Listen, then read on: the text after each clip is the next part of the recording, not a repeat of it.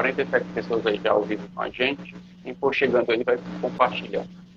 Pessoal, olha só, eu quero primeiro agradecer a cada um de vocês por estarem aqui conosco, tá? Eu fiz questão de chamar a Lu.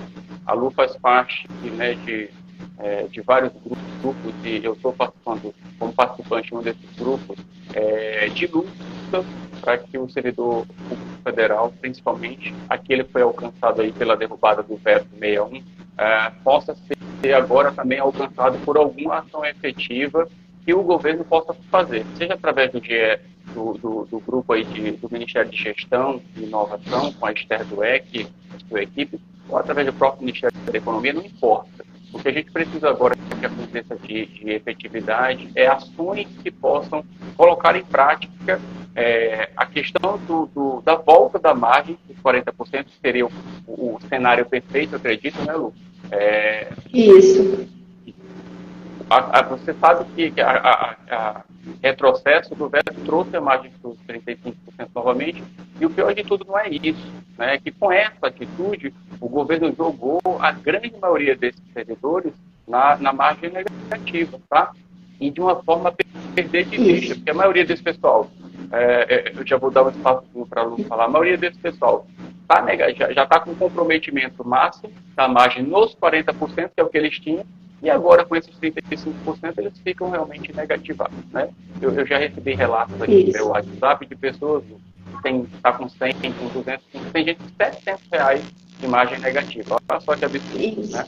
Então, assim, são vários cenários, já que o Serviço Público Federal alcança a gente aí com salários, né, de tudo quanto é tamanho, tá? Mas o que eu quero também, já aproveitar esse gancho, deixar claro aqui para você que acompanha o meu trabalho nas redes sociais, no meu canal lá no YouTube, e em todas as redes, é que o servidor público federal, pessoal, a gente precisa quebrar essa mística de que o servidor público federal é aquela pessoa que ganha muito dinheiro e que não faz nada, pelo amor de Deus, tá? A gente está no século XXI, então quem ainda tem essa cabecinha quadrada e pensar dessa forma, certamente, né, não foi alcançado pela pandemia, que aconteceu pouco tempo atrás, né, e os seus reflexos negativos ainda permanecem atingindo todos. Eu tenho observado que esses pouco mais de 7 meses do governo federal, esse novo governo está em andamento do seu mandato, nesse retorno dele agora, eu tenho observado que as ações, de um modo geral, são extremamente positivas. Eu estava vendo até agora, antes da gente entrar, algumas matérias de jornal, trazendo queda do emprego, uma série de coisas. O que, infelizmente, precisa acontecer e que ainda não está acontecendo, e aí cabe a cada um de nós trabalhar para isso, inclusive, automaticamente, trabalhando isso, a gente vai fazer com que o servidor possa ser alcançado na sua necessidade, é fazer com que os parlamentares, porque são eles quem fazem tudo acontecer, e foram eles que derrubaram o veto, né? De certa forma, até por birra, por pirraça, porque não tiveram o básico, né? O básico que como o parlamentar que representa o povo deveria fazer era analisar o texto, o que é que dizia esse veto, para que ele pudesse ou não ser derrubado, e não simplesmente porque foi o Bolsonaro que fez o veto, e agora é um governo contrário, chegar lá e meter a mão e fazer o que fez, destruindo aí a realidade, né, de perspectiva de melhora para todos vocês. Eu queria, Lu, que você pudesse passar para a gente um pouquinho, até para quem não entende o que está acontecendo nesse cenário, o que de fato significa essa derrubada do veto em detalhe para a vida desse servidor público. Como é que vocês estão sendo afetados de verdade com isso? E quais foram os caminhos que possivelmente já foram apresentados para vocês até esse momento? Eu sei que a caminhada ainda é muito longa, mas dentro desse cenário, né, que você vai trazer para a gente agora, a gente vai tentar visualizar, vislumbrar um caminho que a gente possa pegar com um percurso menor para alcançar esse resultado positivo, que eu sei que quem tem fome não pode esperar. Isso. O que acontece, né? Ano passado, vocês estão me ouvindo, né? Tô. Tá bom. Tô ouvindo. Tá dando para ouvir, né? Uhum. Tá. Ano passado, né, teve a MP, onde eles colocaram para aprovação o cartão benefício. Só que quando o Bolsonaro pegou essa MP para aprovação, ele viu que esse cartão benefício não seria uma boa opção. Não estou defendendo o Bolsonaro, mas foi realmente isso que aconteceu. Ele viu que não seria uma boa opção. E ao invés de oferecer 5% a mais com um cartão chamado benefício, ele derrubou isso e deu 5% a mais na margem consignada, que tem juros em torno de 1,6%. O cartão benefício é parecido com o cartão de crédito consignado e tem os juros mais ou menos assim, em torno de 4%. Então ele derrubou esse veto. Então com isso a margem já ia ser aumentada. Ela aumentou para 40%, ela já ia aumentar para 40% de toda forma, mas ao invés de aumentar para 40%, de 35% para 40%, com 5% a mais para esse cartão, ele aumentou na margem consignada. Isso no final do ano passado, foi dia 28 de dezembro, mais ou menos. No dia 30 de dezembro, o Sogog lá já estava atualizado e quem precisava do crédito, pegou o crédito lá e resolveu a vida de milhares de servidores. Só que como ele fez isso através de um MP, isso foi imediato, né? Começou a valer imediato, mas tem que passar pela apreciação do Congresso. Quando foi no dia que foi votar o aumento do salário do servidor, nesse mesmo dia, por algum motivo que a gente ainda não entende, porque isso nem estava em pauta ainda, eles colocaram para ser votado também se esse veto que ele deu deveria ser derrubado ou não. E aí, em peso, foi derrubado. E parece, assim, né, que tudo que deu a entender que as pessoas votaram por birra mesmo do Bolsonaro. Porque é do Bolsonaro, vamos derrubar. As pessoas não sabiam de fato o que elas estavam fazendo. Eu não estou falando que margem consignada é boa, que empréstimo é bom, nem nada disso. Cada um sabe de si. Claro. Mas eles trocaram um produto de 1,6% por um de 4%, que vai totalmente contra ao que o governo fica pregando o tempo inteiro, que é a baixa da taxa Selic. Se eles querem baixar a taxa Selic, eles querem diminuir os juros para as pessoas pegarem empréstimo. E aí, quando aconteceu isso, ninguém estava esperando, todo mundo já contava com essa margem, né? Tipo, vai ter um aumento salarial, vai abrir uma margem, e as pessoas já contavam com isso para colocar suas vidas em dia. Então, todo mundo foi pego de surpresa, ninguém imaginava que isso poderia acontecer. Por mais que vai passar ainda por um trâmite, SMP e tudo, a gente sabe que as pessoas não sabem de fato como acontece, né? O trâmite de um MP, de um decreto, de uma lei. Então todo mundo foi pego de surpresa por isso. E aí muitas pessoas procuraram seus sindicatos e tudo mais, e as pessoas começaram a falar, tipo, vocês têm que ter educação financeira e tudo. Começou assim. Só que assim, tudo bem, a gente tem que ter educação financeira e tal, mas a gente já vem de um cenário de 7 anos de salário congelado, de uma pandemia, de muitas pessoas que tiveram que começar a sustentar as suas famílias mesmo. Muitas pessoas perderam emprego na pandemia. E a gente não está falando assim de coisa pequena, é de não ter o que comer mesmo. Então, esses servidores, muitas vezes, eles viravam arrimo de família mesmo. Além de sustentar suas próprias famílias, eles começaram a usar esse crédito consignado para sustentar a família mesmo, para dar o mínimo. Além de 7 anos de congelamento salarial, ainda aconteceu isso, né? E assim, independente disso ou não, a educação financeira ela não acontece da noite para o dia. Claro.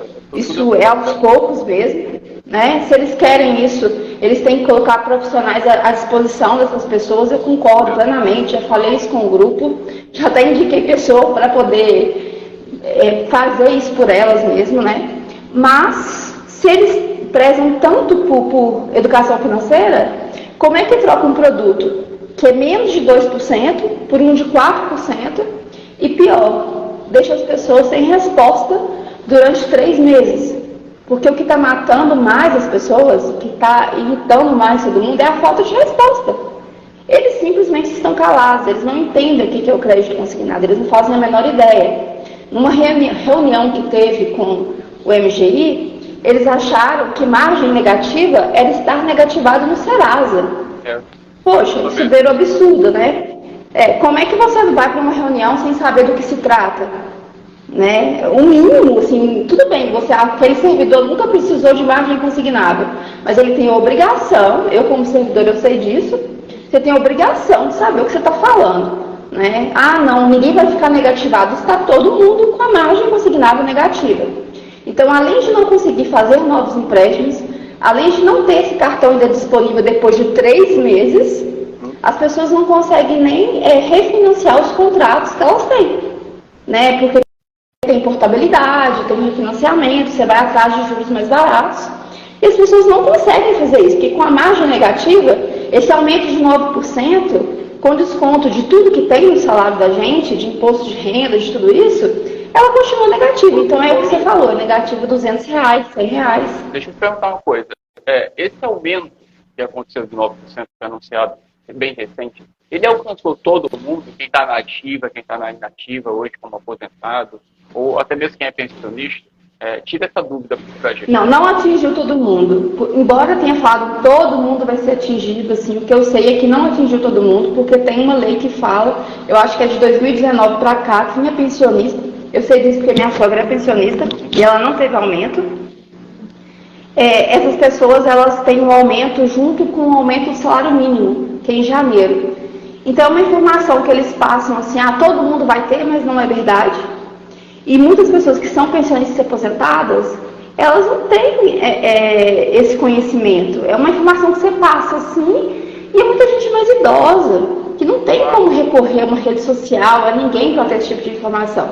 Então essas pessoas ficaram mais negativas ainda, porque nem aumento elas tiveram. Então, assim, eu não estou falando mal de governo Lula, nem falando bem de governo Bolsonaro. A questão aqui não é essa, né? Na verdade, o que a gente tem que fazer aqui, eu quero até me apresentar de certa forma. Eu estou aqui na live como se eu tivesse aberto a live no meu canal, né, no meu Instagram. Eu sei que eu estou como convidado teu. E até para que ninguém pense que eu entrei de paraquedas nisso, tá, gente? Eu tenho um trabalho muito mais efetivo junto à Previdência Social, na defesa do aposentado e do pensionista da Previdência. Não comecei isso agora, tá? Para quem não sabe, eu sou um dos idealizadores, um dos donos da ideia que se transformou logo em seguida no projeto de lei do 14º salário. Eu sou um dos autores do projeto, que a gente entregou na mão do Pompeu de Matos. Eu sou um dos idealizadores também de um projeto que foi pensado justamente também de maneira especial para o servidor, que é o projeto da margem social, que também está tramitando, né? Até o ano passado a gente conseguiu andar com ele, agora está parado, mas eu vou voltar a estar em Brasília, como eu sempre estive como jornalista, lutando por essas pautas. Então, assim, eu quero que as pessoas entendam que, infelizmente, trabalhar dentro do campo das políticas não é fácil, porque a gente depende justamente dessas pessoas que nós elegemos. Até outro dia eu estava, acho que até no próprio grupo em que eu participo com você, Lu, as pessoas às vezes elas confundem, e eu preciso dizer isso aqui. Eu até falei isso na live do YouTube que eu passei para vocês, defendendo a causa do servidor. As pessoas precisam entender de uma vez por todas que tudo que a gente sofre hoje, pessoal, infelizmente, é reflexo de escolhas que a gente faz de maneira equivocada muitas das vezes. Então, de uma vez por todas, eu estou aqui na parte efetiva da luta por vocês e eu conheço como é que funciona o bastidor do campo político, e eu estou lá em Brasília sempre, tá? Então, eu sei o que é que corre nos corredores. Então, ou a gente aprende de uma vez por todas, eu vou deixar isso aqui registrado nessa live, ou a gente aprende a escolher principalmente quem vai representar a gente no Senado e na Câmara, ou a gente vai viver levando porrada desse jeito, tá? Eu sempre fui um ferrenho defensor dos direitos das pessoas, dos menos favorecidos. Eu critiquei ferrenhamente a Dilma na época dela, critiquei o Temer, critiquei o Bolsonaro demais, porque houve muito retrocesso, houve coisas boas, pouquíssimas, mas houve, tá? Da mesma forma, agora é o presidente Lula. Então, independente de quem votou no Lula, quem deixou de votar, é ele que é o presidente do Brasil. É a ele que a gente tem que cobrar agora. Independente do deputado federal em quem você votou, porque olha só que absurdo. Muita gente não sabe do que eu vou falar agora, tá? Eu digo isso porque eu fui candidato a deputado federal agora em 2022 pela primeira vez dentro do campo político, e eu enxerguei que só estando lá dentro, alguém que realmente é do povo vai entender o que é que o povo precisa. Porque me parece que essas pessoas, quando chegam lá, elas entram numa bolha e esquecem de onde elas saíram e quem as colocou lá para representá-las. Então, voto importante na vida do brasileiro, aprendam de uma vez por todas. É no deputado federal que vai te representar. E o pior de tudo, coisa que ninguém sabe, Lu, a gente elege um deputado federal pelo estado em que a gente vota, e esse deputado federal vai tomar atitudes, seja derrubando um veto, como aconteceu agora com vocês, e essa atitude dele não vai refletir na vida só do estado que o elegeu, não. Vai refletir na vida de todos os brasileiros. Então a gente precisa entender de uma vez por todas a importância dessas escolhas que a gente faz. Porque agora, nesse momento, nessa luta que a gente está tendo por você, que é servidor público federal, a conexão imediata que a gente tem com Brasília é quem foi para lá para nos representar. Então, o primeiro passo é, você lembra de quem você votou para deputado federal e para senador? Pronto. São essas pessoas a referência de cobrança primeira que você vai ter. Tem um ministério lá de gestão com a Esther Dweck, beleza. Tem a obrigação também, porque faz parte da equipe do governo. Mas é uma é uma corrente de ações por pessoas que realmente foram colocadas lá para nos representar. Então, cada passo desse é muito importante para que a gente entenda que você precisa fazer a sua parte e eu preciso fazer a minha. E esse conjunto de união faz com que o resultado venha mais rápido ou mais devagar.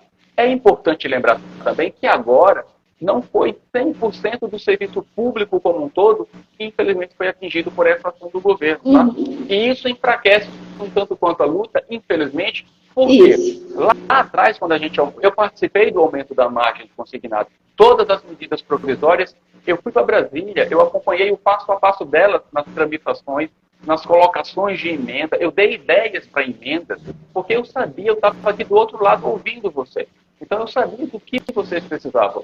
E nós conseguimos aumentar a margem de consignado na época dos 35 para 40, depois agora para 45, e infelizmente houve toda essa situação com o veto do Bolsonaro e agora com a derrubada desse veto. A gente precisa entender de uma vez por todas aquilo que eu ensino para o público da Previdência Social. A luta de um tem que ser a luta de todos, Lu, porque não tem, eu posso não ser servidor, mas eu tenho família, eu tenho amigos, tá, que são servidores. Da mesma forma que o próprio servidor tem familiar que é da Previdência Social e vice-versa. Tanto é que as pessoas que seguem o meu trabalho, que estão da Previdência Social, estão aqui, Milton, estou apoiando o servidor. Do que você precisar, a gente está aqui para cobrar, para ir para a rede social, para ir para onde for necessário. Eu sei que vocês estão cansados, exaustos. Aqueles áudios que você me mandou é de arrebentar o coração de qualquer pessoa, sabe? Ouvir aquelas mulheres dizerem que estão sendo ameaçadas de morte por agiota, sabe? Que está com aluguel atrasado, que não tem dinheiro para consertar o carro para ir trabalhar. Assim, são N histórias. Então, eu estou deixando isso registrado aqui, pessoal, porque eu sei que a grande maioria de vocês vivem isso, já sabem disso. Mas essa live, ela vai alcançar muita gente. Eu, inclusive, vou depois republicar essa live nas minhas redes sociais para que a gente alcance mais pessoas. Tem muitos políticos que acompanham o meu trabalho e que eu faço questão de dizer para eles, olha, tome vergonha, gente, pelo amor de Deus. Vocês estão representando essas pessoas. O que vocês estão fazendo efetivamente para que essas pessoas possam ter alguma mudança que vale a pena na vida delas? Eu nem quero entrar no mérito aqui daquelas pessoas que, infelizmente, gente, deram cabo da própria vida, está dando desespero. Então a gente tem de tudo nessa situação em que o servidor público está passando. Eu conversava com uma senhora da Bahia, ela é servidora, a Valdélia, tá? A Valdélia é servidora aposentada, 75 anos de idade, do TRC. E ela disse, Milton, eu acompanhei essas lives, essas publicações que você fez agora recentemente do servidor público federal, e eu não acreditei nesse desespero. Ou seja, você tem até servidor público que assim, está um tanto quanto meio que a parte do que está acontecendo da realidade. Porque a realidade de um nem sempre é a realidade do outro, sabe? Então, assim, é uma situação muito delicada.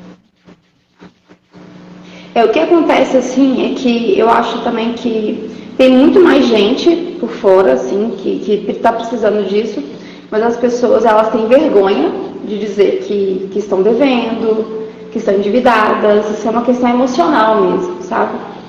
Então eu acho que tem muito mais gente que está precisando, mas não tem coragem de aparecer, de dar a cara a tapa. Eu entendo completamente que as pessoas têm vergonha, as pessoas são criticadas quando elas falam que elas têm dívidas. Quando você pede a ajuda de um irmão, de um pai, de uma mãe, de um primo, de um amigo, a maioria das vezes você recebe críticas. Então as pessoas têm vergonha de falar disso, né? Então a grande maioria não aparece por esse motivo. Quem apareceu é porque estava no auge do desespero mesmo, né? As pessoas procuraram os sindicatos para pedir ajuda.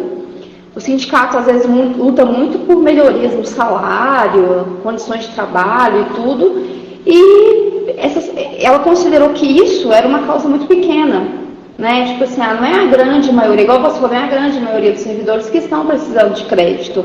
Então, para que lutar por isso? foi isso que elas ouviram o tempo inteiro.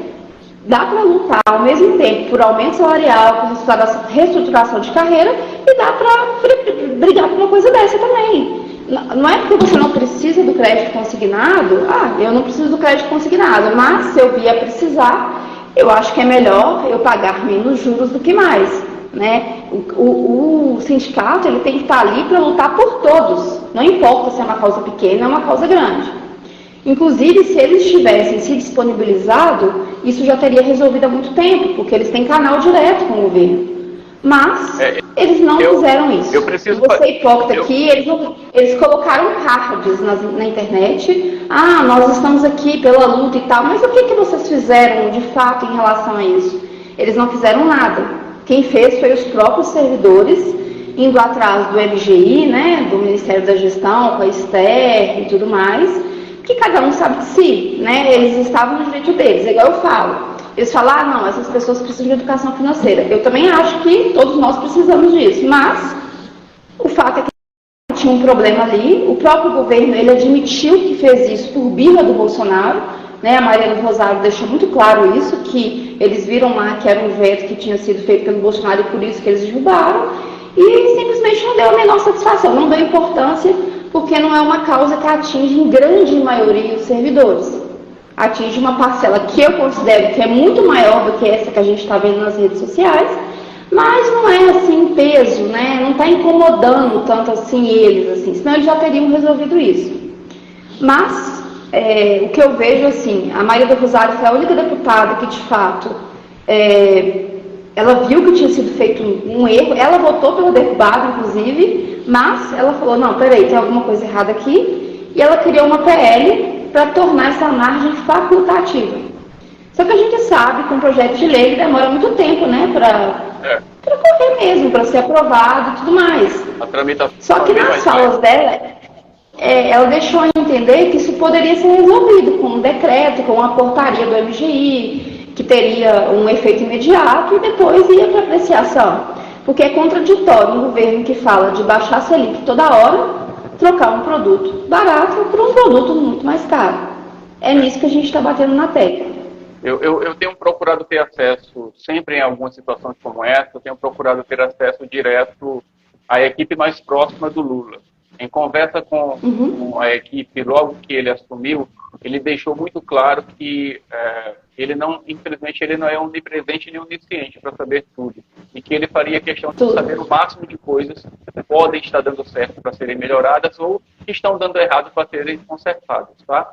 E uma dessas coisas que agora, a partir da semana que vem, a gente vai mergulhar de cabeça com a volta do trabalho do Congresso Nacional, vai ser acerca disso. Para se fazer não só, de fato, o presidente saber do que está acontecendo. Hoje eu já tive contato com algumas pessoas pela manhã, e eu já estou tentando fechar algumas agendas para o mês de agosto, para que a gente possa estar apresentando isso de uma maneira mais célere, porque realmente é muito urgente.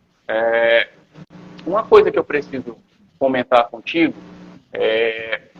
quando a gente aumentou a margem lá atrás, a gente viu que houve todo um empenho e um trabalho também, não só de quem iria precisar daquela margem, mas do outro lado também quem oferta esse serviço. A gente sabe que é um mal necessário, é o que você falou. Ninguém está aqui discutindo se a pessoa deve ou não fazer consignado. A necessidade é de cada um.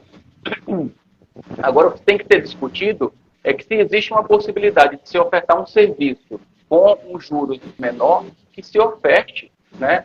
Porque se essa pessoa não tem acesso a um juros menor para a necessidade de um empréstimo, ela vai buscar onde ela tem.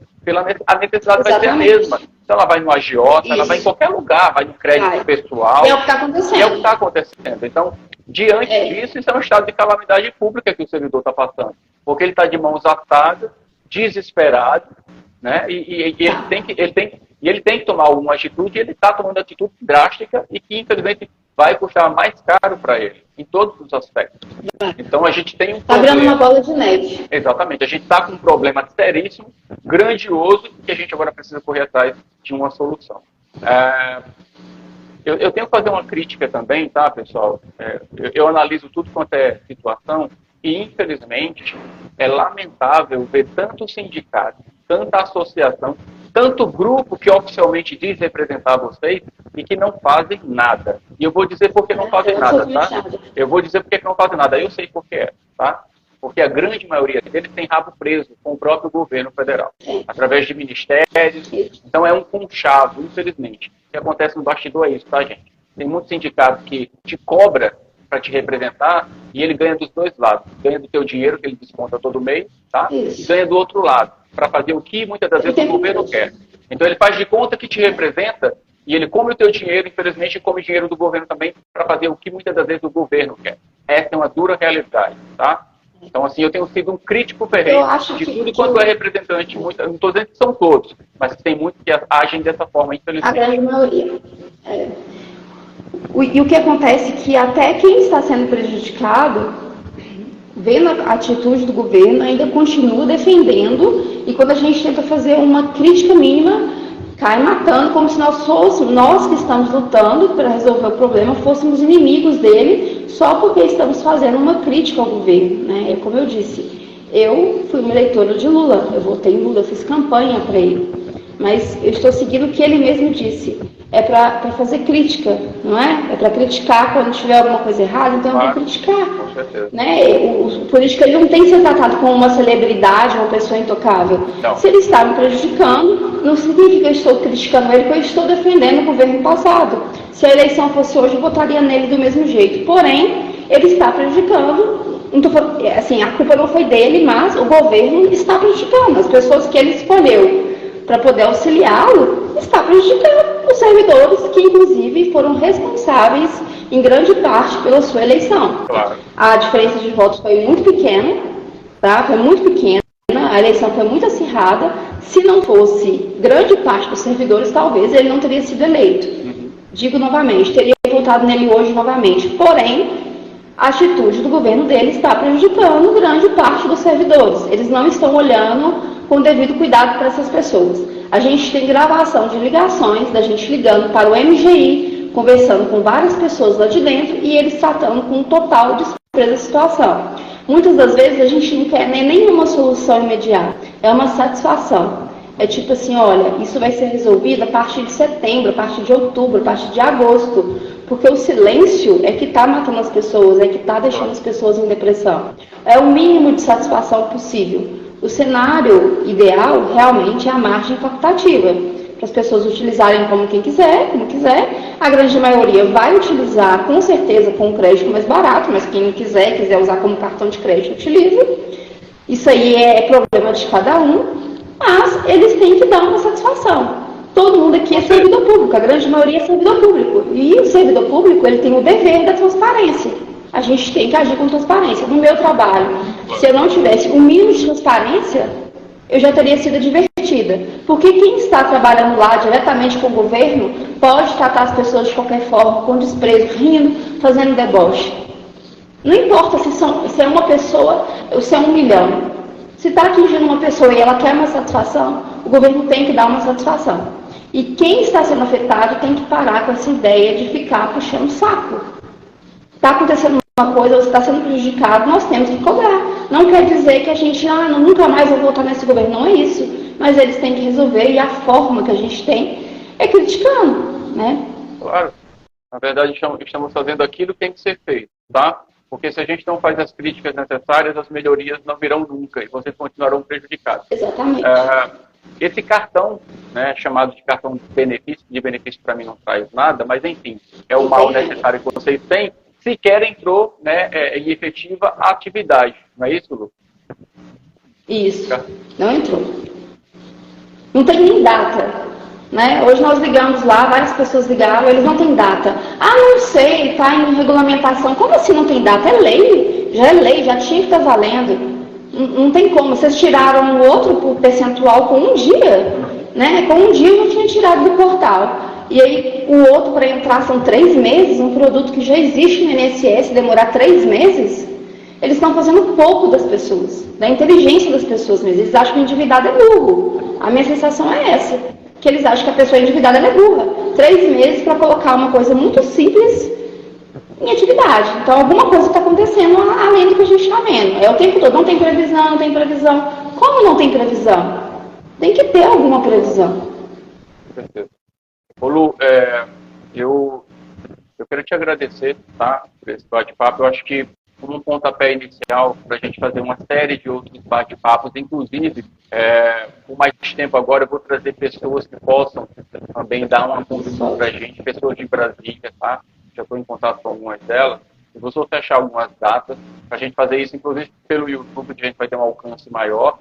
E atrelado a isso, óbvio, a gente não vai ficar só na teoria, a gente vai estar também já efetivamente colocando em prática algumas ações. Como eu tenho algum conhecimento mais prático dentro, né, desses caminhos, eu vou tentar já conduzir isso para que a gente possa, como você falou, não sou nem um super-herói não, tá, gente? Eu sou só um cidadão comum, que tem um pouco mais de conhecimento numa área ou outra, e que eu vou disponibilizar esse meu conhecimento, como eu sempre fiz, para o aposentado e o pensionista da Previdência Social, vou direcionar para vocês também agora de maneira efetiva, tá? Isso é um compromisso que eu tenho, como cidadão que luta pelo direito das pessoas, e vocês, servidores públicos, são essenciais para que nós possamos ter algum serviço público de qualidade. Então, as pessoas precisam entender isso, cidadão comum. Se eu não tenho um servidor público, minimamente, né, dentro do que ele precisa, sendo abastecido na sua necessidade pelo governo, que tipo de serviço público essa pessoa vai oferecer? Adoecida psicologicamente, né, muito fisicamente, né? Eu estou sabendo de gente que estava, inclusive, gente, só para vocês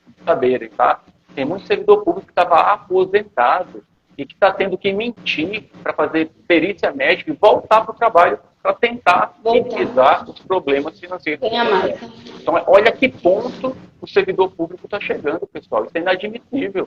Então, a gente vai fazer com que lives como essa possam chegar ao governo de maneira a constranger o governo, para que alguns do governo não usem a fala de vocês para desdenhar da necessidade de vocês, tá? Então, eu quero agradecer a Lu, agradecer a cada um de vocês que estão aqui.